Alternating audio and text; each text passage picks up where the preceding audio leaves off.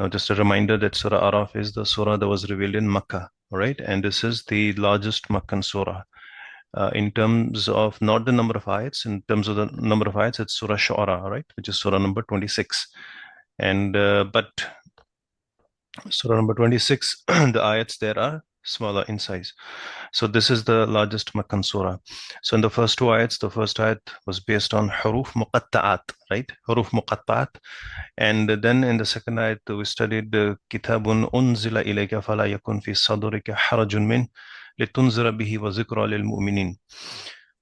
So in the second ayat, the Prophet sallallahu alaihi wasallam is the one directly addressed here because the pronoun here is the second person singular ka, right? So you can say kitabun unzila ilayka fala yakun fi sadrika, right? But we see that in the ayat number 3 that there is a transition. There is an immediate transition. In the ayat number 2, Allah subhanahu wa ta'ala was talking to Rasul sallallahu alaihi wasallam, and all of a sudden now in the next ayat he's talking to everybody else.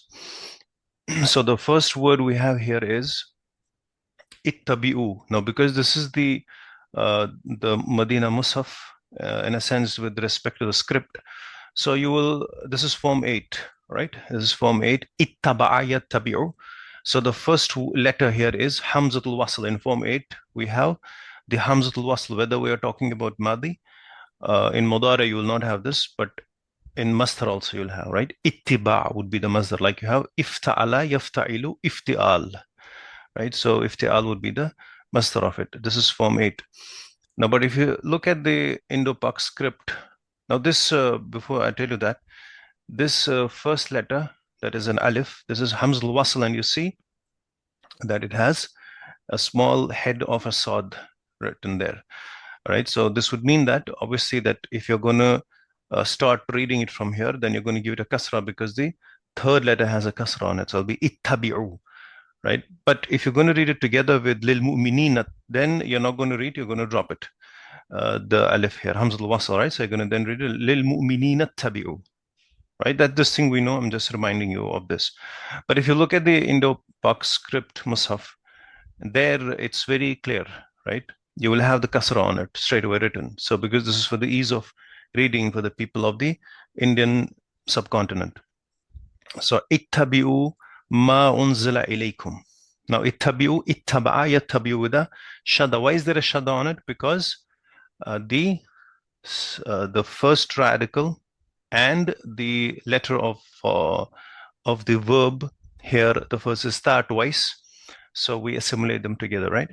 Becomes ittaba'a yattabi'u. So ittabi'u, what is this? Is this madi, mudari, or is this amr? Question. It is amr. Very good, mashallah. It is fil amr, it is a command, right? Ittabi'u, and who's the file? The wawul jama'a, waw plural. That means this is the command to the all second person. So you will define it like this, that this is fi'l amr, and we should know, as I told you yesterday also, that we should be knowing the meaning of the word, that is the lexical meaning, and at the same time we should know the grammatical value that the word is having in the ayat or in a sentence, that is known as the i'rab. So both.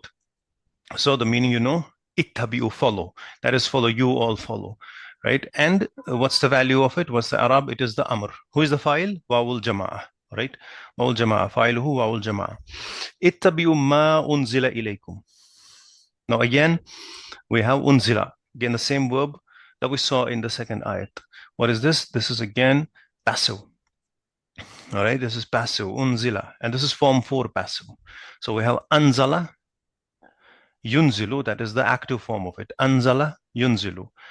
And when you make it passive, you give a dhamma on the first letter and the kasra before the last one. That is in past tense.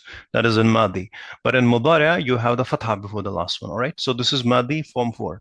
Unzila, has been revealed. Ma unzila, what has been revealed, ilaykum, to you. So jar majrur. This ma, what's this ma here? This is the object, right? This is the mafulun bihi.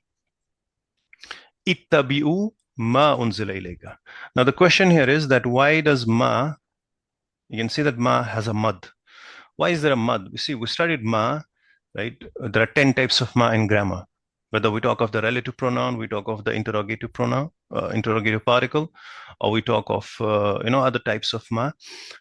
But in nowhere we saw that there is a mud on it, right? When you talk of the word in itself. But why does it have a mud here? Did I tell you this? The reason why there is a mud on on certain. Sorry. Hamza is there, that is why we have. Absolutely, mashallah, very good job. So, Hamza is the most difficult letter to pronounce. It's the most difficult, right? So, whenever we're having a Hamza right next to it, right? Because what happens is if you have an Alif and Hamza, it's very difficult, right? Most difficult letter to pronounce. So, in order to ensure that, we do not miss out on it, you will always find the mud right before it.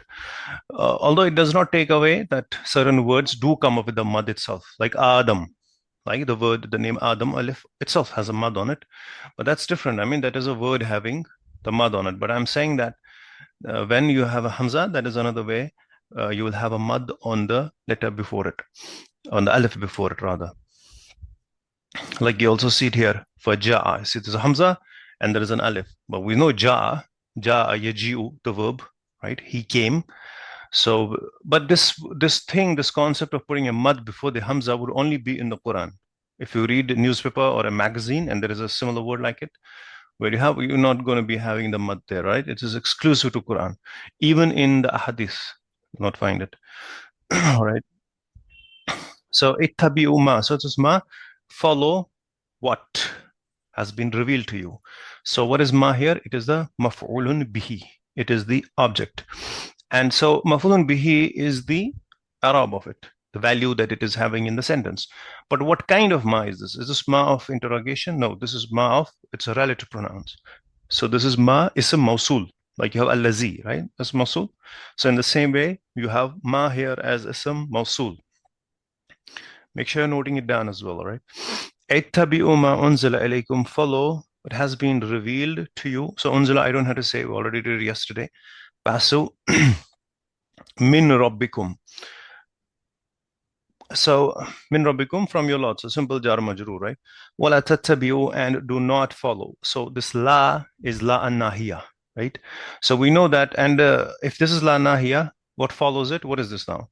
So la nahiya, the negative command, will always be followed by fi'lun mudari'un majzumun. So how do you make a verb into a command? Is you give two chops, like the one chop in the beginning and one at the end, like you have it here. So two chops.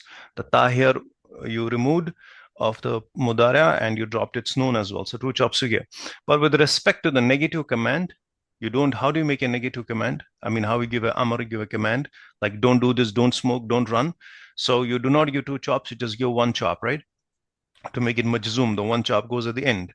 So ta remains there, wala tattabi'u, and do not follow, right? So la would be la an-nahiya, the negative command, and tattabi'u would be fi'lun mudari'un majzumun.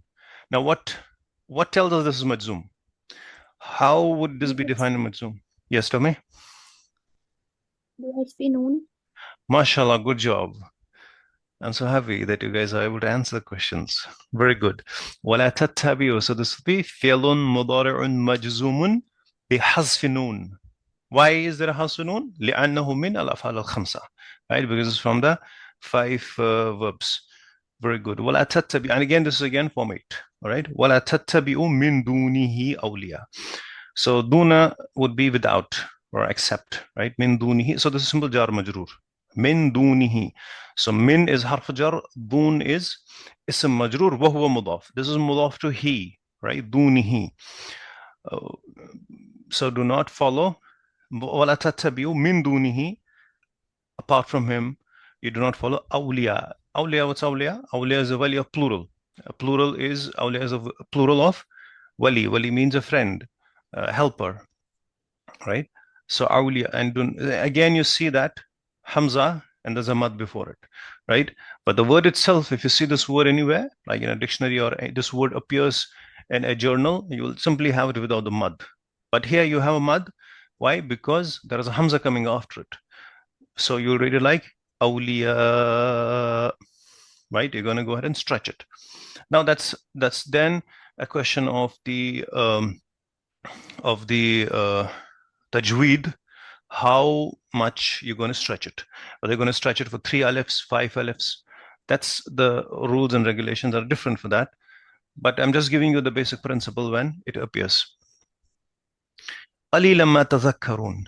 Now, قَلِيلًا is mansub, and we know the default scenario, the default case of any noun. What's the default case of any noun? Is it marfu, mansub, or majroor? The default. A noun in its in a default state. Is it marfu? It is Marfu marfu, only? absolutely. Very good. So a noun in its default state will always be marfu, right? But if a noun is majroor or it is mansub, then it would mean that there is some reason for it. There is something, there's an amil that is enforcing the noun to take any other form apart from being marfu, which is the natural state. So here we have a noun. It is a noun, right? Qalilan. Qalilun, like very little, right? Means what's the meaning? Very little, both come. But if it is mansub, there has to be a reason why this is mansub.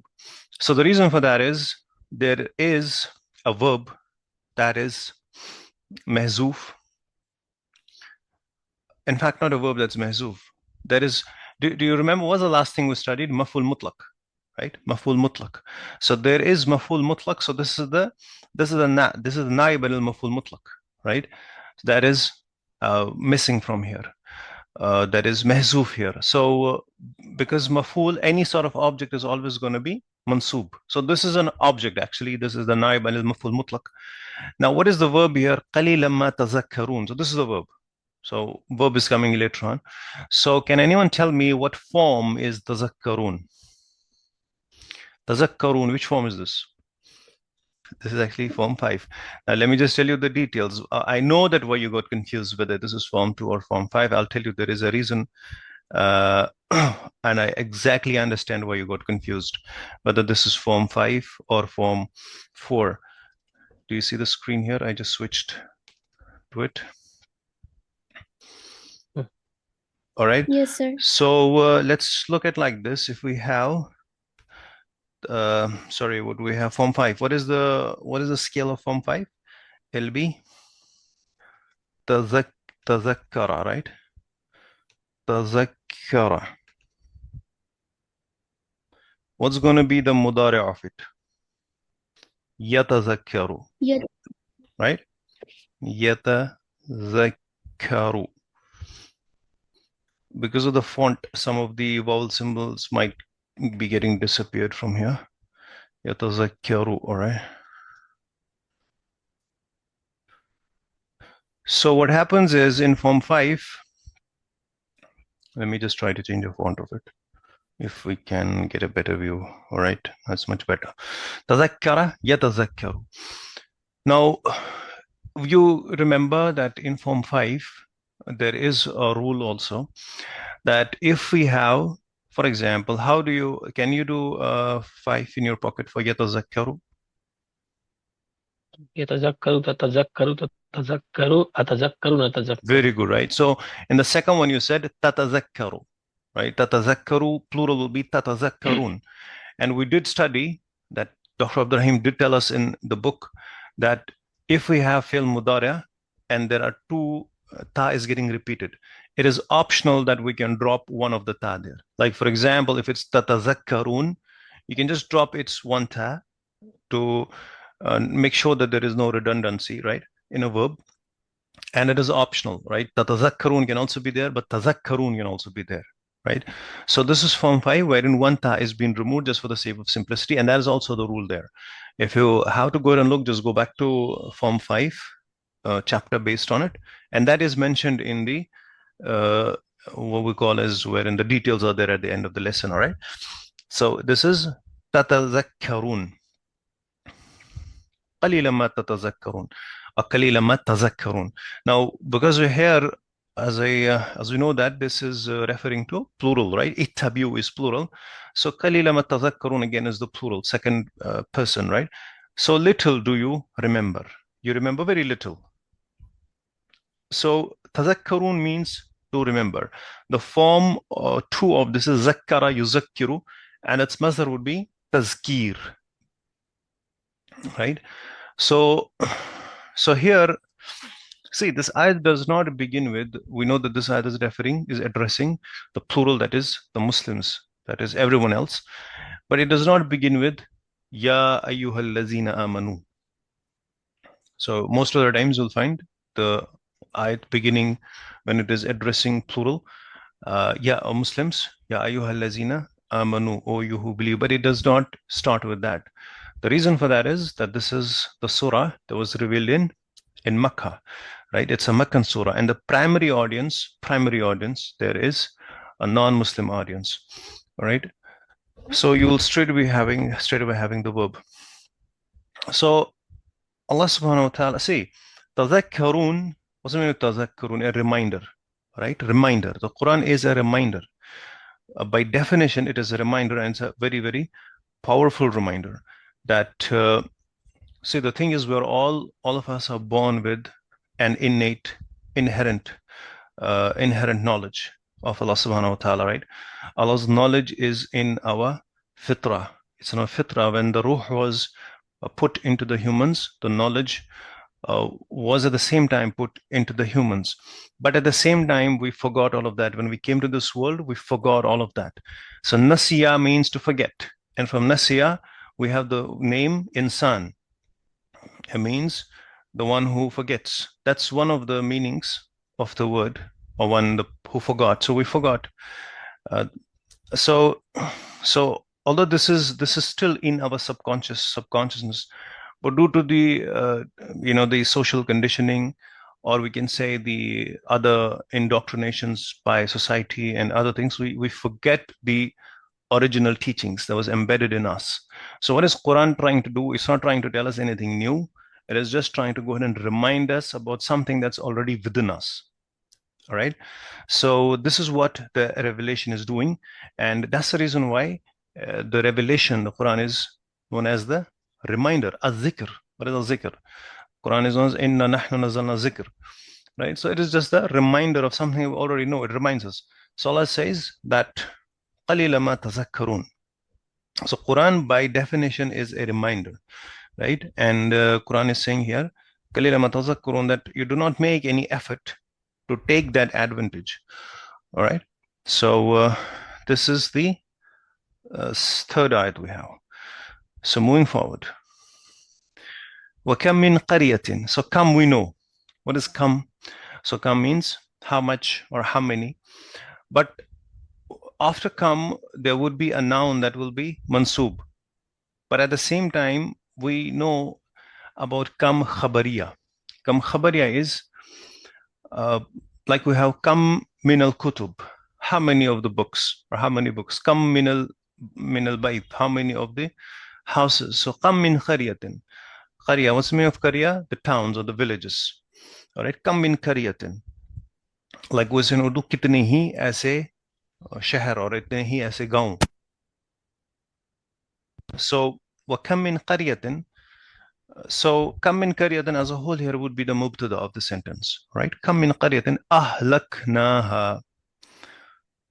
All right, ahlaknaha. So ahlaka, mamana ahlaka. Ahlaka means to destroy. So which form is ahlaka? Ahlaka yuhliku. Which form is that? Ahlaka yuhliku. It is, yes, ahlaka yuhliku. Form 4. MashaAllah, good. So you'll see majority of the verbs in the Quran are actually from form 4. Majority of the verbs. Not just the verbs, even the derivatives, like the ism mushtaq, the derivative nouns, they would be from form 4, majority of them. So you can see already we're having form 4 here in this. Already we're into the fourth ayat. وَكَمْ مِنْ قَرْيَةٍ أَهْلَكْنَاهَا. Where is this ha going? See, wherever you find a damir, wherever you find a pronoun, it will always be going somewhere, and it's very, very, very extremely important for us to know where the pronoun is going. All right, very important. So wherever you find a pronoun, always look at where is this going. So who's this referring to? Ahlaknaha. So this ha is going to qarya. Qarya is feminine, right? Because of ta marbuta, and ha is again feminine, right? وَكَمْ مِنْ قَرْيَةٍ أَهْلَكْنَاهَا. We destroyed them. And how many of the towns we destroyed? فَجَاءَهَا بَأْسُنَا بَيَاتًا أَوْ هُمْ قَائِلُونَ. So we have the verb here, ahlakna, Ha. So what is this ahlakna? This is madi, right? And so if we have the khabar as wa kam min qaryatin, its khabar is jumla fi'liya. All right. So mubtada is this, and this would be the khabar of it. All right. And so all of this will be khabar. And then in this khabar in itself, we're having a verb. There is ahlakna, who is the file of it. Na is the file, right? Ahlakna, like fa'alna. So na is the file, and what is this ha doing here? It is the object, right? It is the mafulun bihi. So ahlaknaha. So how many of the towns did we destroy? Faja'aha. So this is atf, right? As harf atf, the connector, and again fil madi, ja'a. So it's the ja that we studied already, but we know why the mad has been placed here, right? I don't have to tell you now. So faja'aha, again this ha is the object, mafulun bihi for the verb. So who is the file of ja'a? Ja'a file. Faja'a. So this is ja'a. So you'll always go ahead and look for the, either in this it's going to be mustatir, it's going to be hidden within it, implied, or if you have a noun which is marfu following it, that's going to be the file. So you have ba'suna, right? Ba'suna is the file and it is marfu, and na is the mudaf ilayh. All right? Ba'suna, ma mana ba'suna? Ba'sun means punishment, like the azab. So it is azabuna. So how many of the towns we destroyed? Faja'aha ba'suna. So ba'suna, that is our punishment, came to them or came to the town, right? Faja'a ba'suna. So this is the file for the verb ja'a. So you're going to, because in English we'll first put the subject and then use the verb, right? So you'll put it, so our punishment came to them. Now we have two nouns here, right, which might be a bit new for you, and their Arab will also be a little new for you, although it's not going to be new, but we didn't study that in detail. So that is the first word we have here is bayatan. This is the first word, and second word here is qailun. Again, you see there is a hamza there, and before the hamza, because there's an alif, so there is a mad in there, all right? Because you have to go ahead, because it's a difficult sound to pronounce. So two nouns are here, bayatan, and another noun is here, qailun. So bayatan means taking a nap or sleeping at night. Naum is a general word for sleeping. So we know the word baitun, right? Bait means house. So bata yabitu is a verb. It means to sleep at night, exclusively sleeping at night. Bata yabitu. So bayatan was originally where you spend your night. You know, even today when you go to work or you're busy, you just come home and you just take a nap there. So that's where actually even that word for bait originally had actually come from.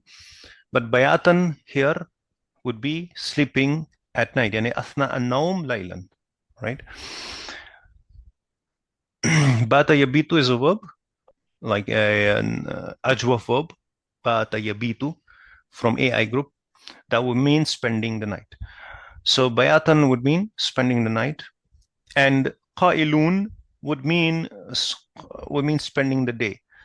Sleeping in the day, taking an afternoon nap. Like we use the term, most of us would be familiar, like qailula, right?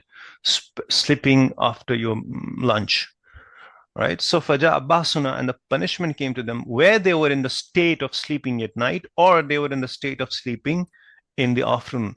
So this is hal, right?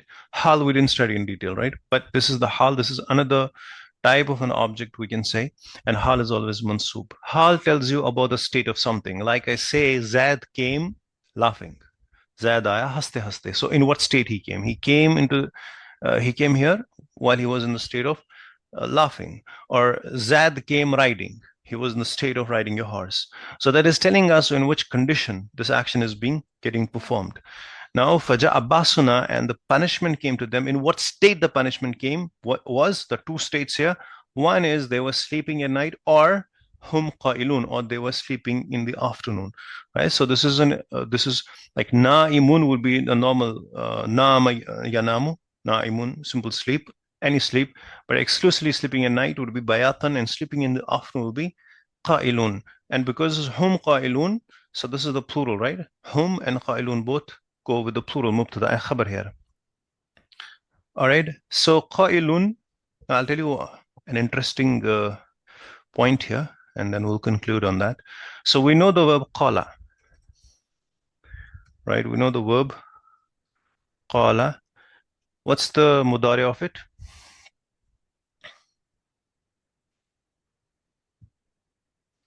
Mudari. يقول.